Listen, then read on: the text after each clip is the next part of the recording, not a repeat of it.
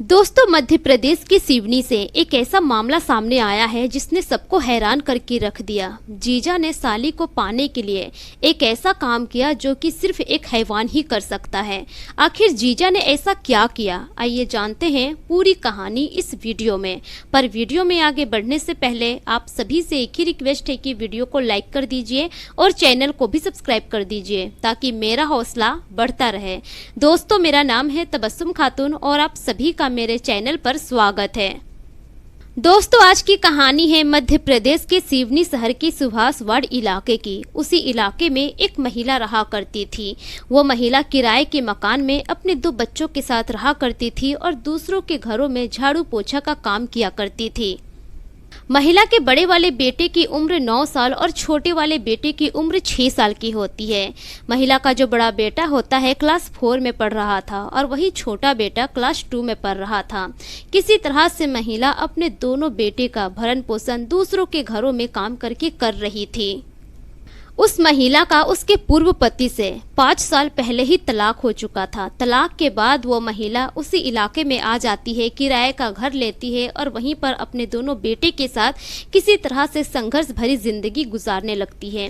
धीरे धीरे ऐसे ही समय गुजरता है, लेकिन कुछ समय गुजरने के बाद अब उस महिला के घर में एक भोजराम नाम का व्यक्ति आने लगता है, जो कि रिश्ते में उस महिला का जीजा लगता था।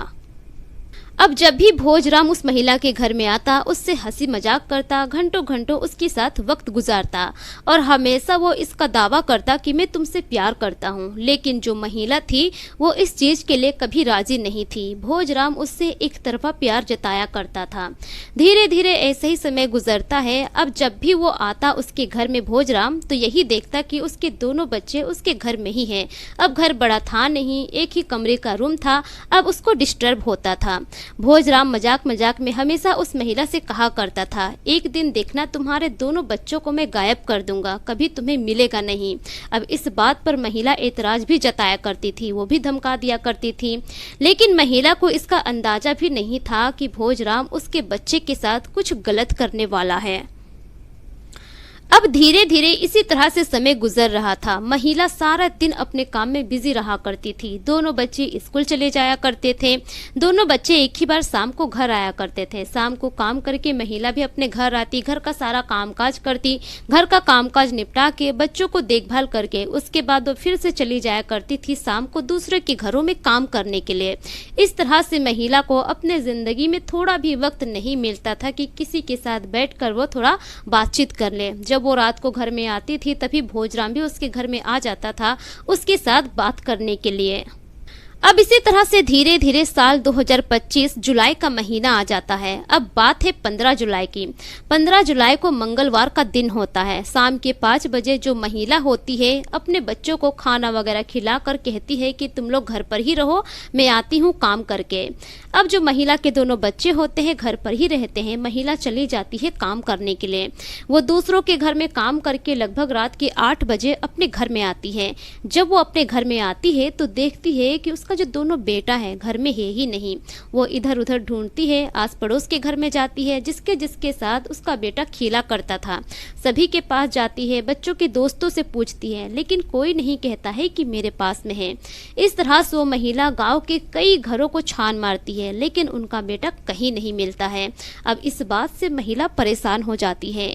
एक बार के लिए वो ये भी सोचती है कि शायद दोस्तों के साथ चला गया होगा मार्केट घूमने फिरने के लिए या फिर कुछ खाने पीने के लिए। अब जो महिला थी घर में ही बेटे के आने का इंतजार करने लगती है। जब रात के 11 बज जाते हैं, महिला का दोनों बेटा घर नहीं आता है, तब जाकर महिला और परेशान हो जाती है। उसी वक्त वो रात को चली जाती है नजदीकी थाने में और अपने बेटे की गुमशुदगी की रिपोर्ट दर्ज करवाती है। अब उस दौरान पुलिस पूछती है कि आपको किसी पर शक है, तब जाकर महिला कहती है कि मेरा शक मेरे जीजा भोजराम पर ही है।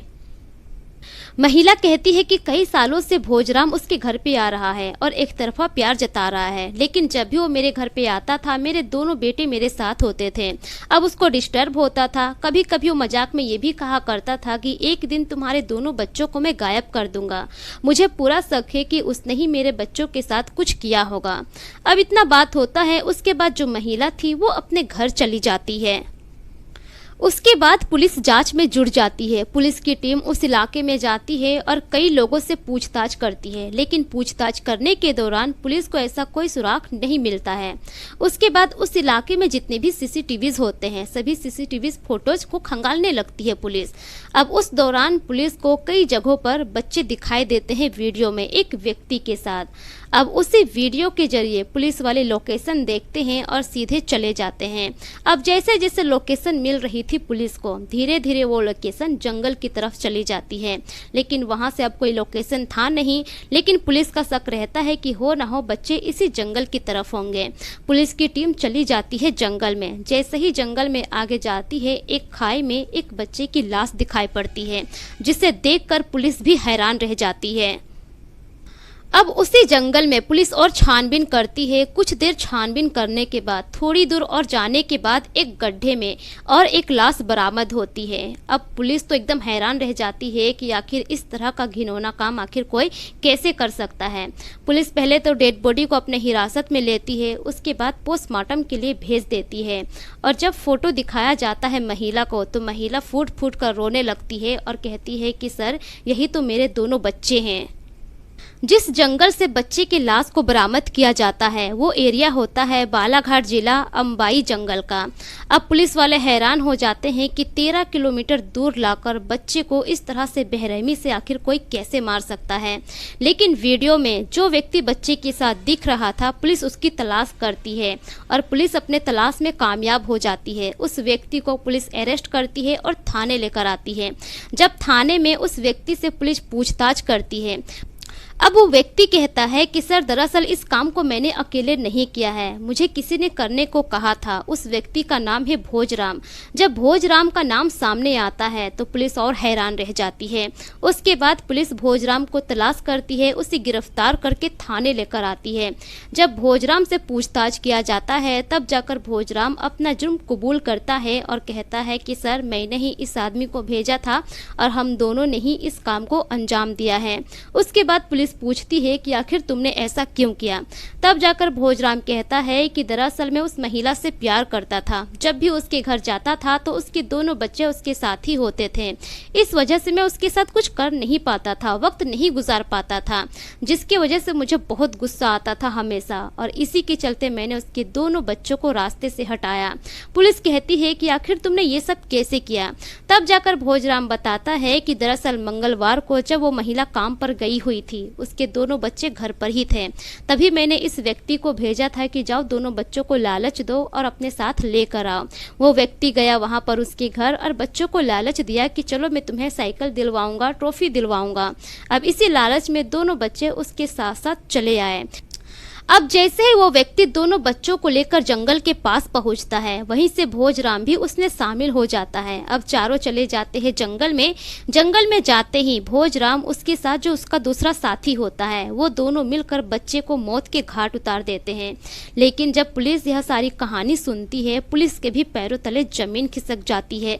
पुलिस भी सोचने पर मजबूर हो जाती है कि आखिर कोई इंसान ऐसा कैसे कर सकता है। फिलहाल पुलिस ने उन दोनों को अरेस्ट करके जेल के सलाखों के पीछे भेज दिया है। दोस्तों, इसी तरह का एक घटना उत्तर प्रदेश के लखनऊ से भी सामने आया था, जहां एक डांसर रोशनी खान ने अपने प्रेमी के साथ मिलकर अपनी ही 6 साल की बेटी को मौत के घाट उतार दी। ना जाने आजकल के लोगों को हो क्या गया है, इस तरह से प्रेम प्रसंग में आकर अपने ही लोगों का इस तरह से जान क्यों ले रहे हैं लोग। दोस्तों, हर क्राइम करने वाला यही सोचता है कि वो क्राइम करके बच जाएगा, लेकिन ऐसा होता नहीं है। आज नहीं तो कल वो पुलिस की गिरफ्त में आ ही जाता है। इसलिए किसी भी तरह का कोई क्राइम करने से पहले 100 बार सोच लेनी चाहिए। दोस्तों, मेरे पिछले वीडियोस में जितने भी लोग कमेंट किए हैं, उनके नाम कुछ इस प्रकार से हैं। असलम साद गोपालगंज बिहार से, मुकेश कुमार रजब कोटला नई दिल्ली से, शिवनंदन सिंह यूएस तिवारी, हर्ष तिवारी यूपी से, जय सिंह सोनीपत हरियाणा से, मोंटी चंडीगढ़ से, मास्टर शरीफ नगीना टेलर वजीराबाद दिल्ली से, एमटी आलम अररिया बिहार से, मोहम्मद नसीम कोटला पाकिस्तान से। दोस्तों, अगर आप लोग भी अपना नाम मेरी वीडियोज़ में सुनना चाहते हैं तो अपना नाम और अपने राज्य का नाम कमेंट सेक्शन में ज़रूर लिखें ताकि मैं अपनी अगली वीडियो में आप सभी का नाम ले सकूं। मिलेंगे फिर एक नई कहानी के साथ, तब तक के लिए शुक्रिया। जय हिंद।